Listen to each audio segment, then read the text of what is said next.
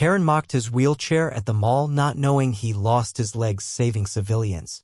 What kind of person mocks a stranger's disability in the middle of a crowded mall? The food court was alive with chatter, the clatter of trays, and the hum of weekend shoppers. Amid the chaos, a single voice cut through like a blade. "Oh, please, you're just faking it for attention." Karen's words rang out, sharp and venomous, aimed at Marcus, a man in a wheelchair navigating the crowded tables. Her designer sunglasses perched on her head, her arms crossed. She stood over him, her smirk daring anyone to challenge her. The air thickened with tension as heads turned, and whispers rippled through the crowd. Marcus, a quiet man with a weathered face, gripped the arms of his wheelchair, his jaw tight, but he said nothing. Yet, Karen's outburst wasn't random. She'd been watching Marcus for 10 minutes, her irritation building as he maneuvered through the tight aisles of the food court. To her, his wheelchair was an inconvenience, a prop, a scam. She'd seen him pause to pick up a dropped napkin, his movements deliberate but steady, and it fueled her suspicion. "People like you just want pity," she snapped, loud enough for nearby families to freeze mid-bite. Her voice carried the weight of someone who believed she was exposing a fraud, her confidence unshakable. She pointed at his wheelchair, her manicured nail gleaming under the fluorescent lights. "Get up and walk. I know you can." The crowd gasped, some murmuring in disbelief, others pulling out phones to record. Marcus's eyes met hers, calm but piercing, and for a moment, the world seemed to hold its breath.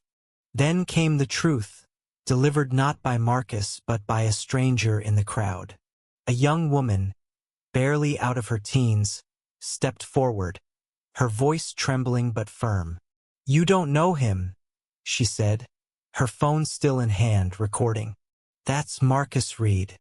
He lost his legs saving people from a burning building 2 years ago. He's a hero." The words landed like a thunderclap. Karen's smirk faltered, but she doubled down, scoffing. "Oh sure, a hero. Convenient story." The young woman, Mia, wasn't done. She held up her phone, showing a news article from 2023. The headline screamed, "Local firefighter sacrifices legs to save trapped civilians." A photo showed Marcus, younger, in his firefighter gear, smiling before the tragedy that changed his life. The crowd leaned in, reading over her shoulder, their murmurs turning to outrage. Karen's face twitched, her confidence cracking, but she wasn't ready to back down. The confrontation escalated as Mia's words emboldened others. A middle-aged man, a mall security guard named Tom, stepped forward, his voice low but commanding. "Ma'am, you need to leave. Now." Karen spun on him, her voice rising to a shrill pitch. "Don't tell me what to do. He's the one causing a scene." She gestured wildly at Marcus, who still hadn't spoken, his silence louder than her screams. Then came the twist no one saw coming. Tom, usually reserved, pulled out his own phone and played a video. It was grainy, taken from a security camera, showing Karen earlier that day berating a teenage barista for a wrong coffee order, reducing the girl to tears. "This isn't your first outburst today," Tom said, his voice steady. "You've been harassing people all over the mall." The crowd's anger surged, phones now pointed squarely at Karen, capturing her every word, her every flinch. She was no longer the accuser, she was the accused. Karen's bravado crumbled as the weight of her actions bore down. She tried to laugh it off, but her voice shook. "You're all ganging up on me. This is ridiculous," she cried, snatching her bag from a nearby table. In her haste, she knocked over Marcus's wheelchair, sending his belongings, a notebook, a water bottle, a small American flag pin scattering across the floor. The crowd gasped again, and Mia, now furious, rushed to help Marcus, kneeling to gather his things. "You're disgusting," Mia muttered, loud enough for Karen to hear. Marcus finally spoke, his voice calm but cutting. "I don't need your pity, lady. But you might need some for yourself soon." His words, simple yet profound, silenced the food court. Karen's face flushed red, her hands trembling as she realized the crowd wasn't just watching, they were judging. The fallout was swift. The videos of Karen's outburst spread across social media like wildfire. By evening, Mall Karen was trending, with thousands sharing Mia's clip of the confrontation and Tom's security footage. The news article about Marcus resurfaced, painting him as the hero he was, a firefighter who'd run into a collapsing building to save a family only to lose his legs in the process.